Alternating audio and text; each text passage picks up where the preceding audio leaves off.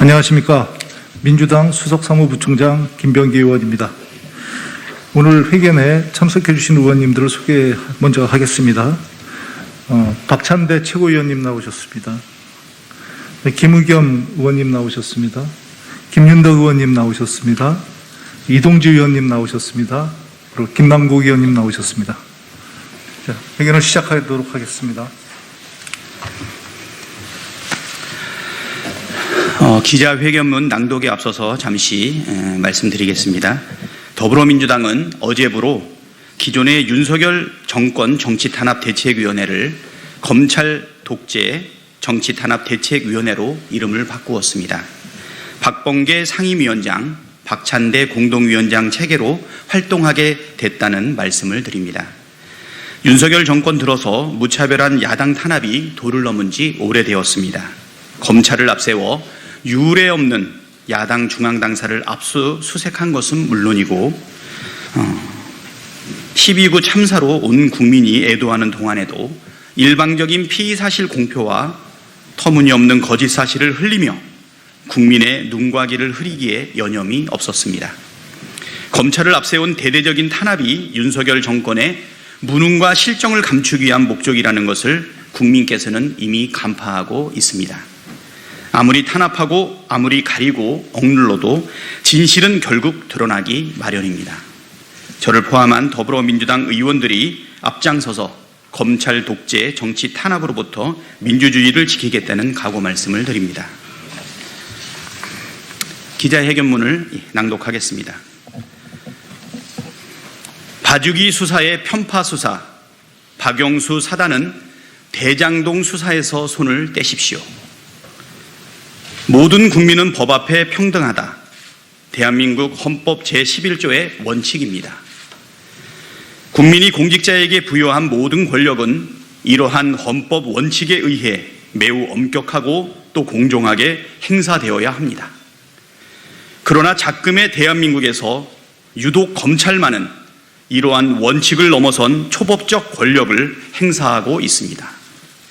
검찰이 수사 중인 대장동 사건의 핵심 축에는 전 국민을 공분케 한 55 클럽이 있었고 55 클럽의 중심에는 박영수 전 특검이 있었습니다. 박영수 전 특검 본인은 자산관리회사 화천대유의 고문으로 거액의 고문료를 받았습니다. 박영수 전 특검 자녀가 화천대유로부터 2019년부터 2021년까지 여러 차례에 걸쳐 11억 원을 지급받았으며 김만배가 박영수 전 특검의 인척인 분양대행업체 대표 이모 씨에게 100억 원을 건넨 사실도 이미 드러난 바 있습니다. 최근에는 박영수 전 특검의 인척 이모 대표가 남욱 변호사에게 42억 5천만 원을 빌려줬다는 점도 언론을 통해 시인했습니다. 이렇게 화천대유 일당의 돈의 흐름의 중심에 박영수 전 특검이 있습니다. 그러나 올해 6월 윤석열 정권은 대장동 위례 사건 수사부를 박영수 특검단 출신 검사들로 전격 교체합니다. 박영수 전 특검에 대한 수사를 박영수 키즈들에게 맡긴 것입니다. 현재 서울중앙지검에서 대장동 위례 개발 의혹을 수사 지휘하고 있는 제4차장 검사 고형고는 부부장 검사 시절 국정농단을 수사한 박영수 특검팀에서 활동한 박영수 키즈입니다. 또한 대장동 위례 사건을 담당하며 민주당사 압수수색을 지시한 반부패 수사 3부장 강백신, 직접 당사 압수수색을 지휘한 3부 부부장 검사 호승진, 2016년 박영수 전 특검을 필두로 국정조사 농단 특검단을 꾸렸던 박영수 키즈들입니다. 고양이에게 생선을 맡긴 꼴이고 심각한 이해충돌 위반 행위입니다. 이들이 박영수 전 특검과 연루된 55 클럽 제대로 수사할 수 있겠습니까?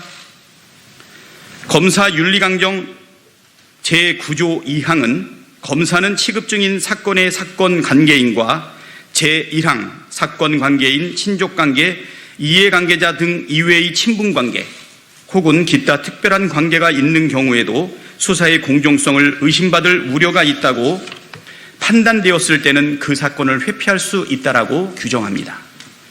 그러나 수사 회피는커녕 윤석열 정권은 이들에게 수사를 맡겼고 실제로 수사팀이 바뀐 이후 55 클럽과 박영수 게이트에 대한 수사는 온데간데 없이 사라졌습니다. 반면에 이재명 대표와 주변 인사들은 대선 이후 232건이나 압수수색을 했습니다. 먼지 털듯이 털어도 나오지 않으니 별건 수사를 이어갔고 정치 보복성 대선 자금 수사로 방향을 180도 바꾸었습니다.